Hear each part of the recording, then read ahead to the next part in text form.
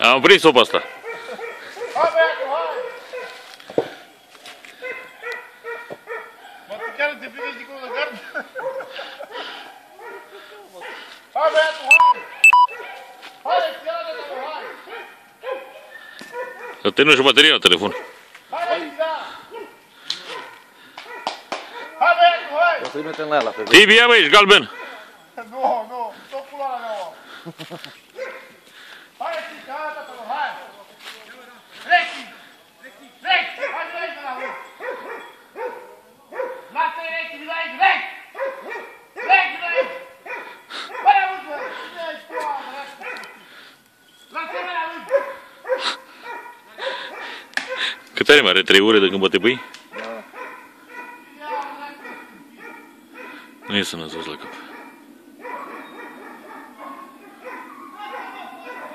Hai bă, țigane odată! Bă, dracu, parcă e a doua și a mea de putere. Hai, Rexi,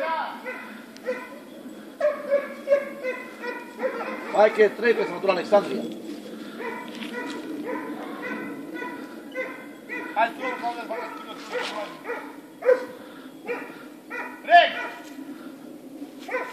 Ia-l bă! Cine e al Rexi? Ia-l!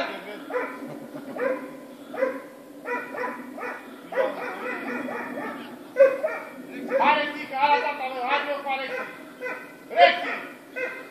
Hai, băiatul, hai! Lasă!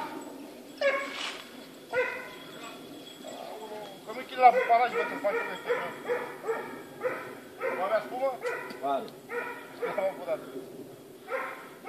Ce, te-am apurat noroi? Aa. Hai, Rexi, hai!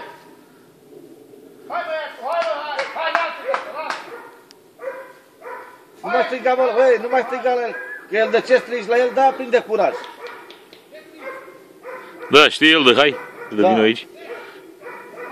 El știe decât de el. El de ce aude gălăgie și vede pe aia, ia cheamă și pe aia de acolo, pe marginea aia. E nu, că să pune porcul jos. Du-te la baracană și vei amândoi în față, să nu-mi face, poate, lasă! Dacă nu te găsa pe tine, Rexi! Hai, băiatul, hai! Bă, dar e plin de sânge la gură, Rexi.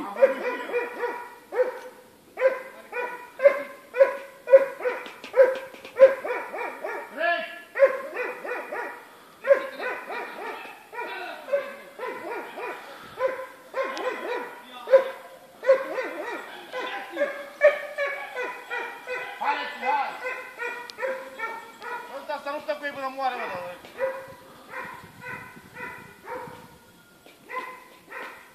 Ia lasă-l în pace, nu mai striga la el.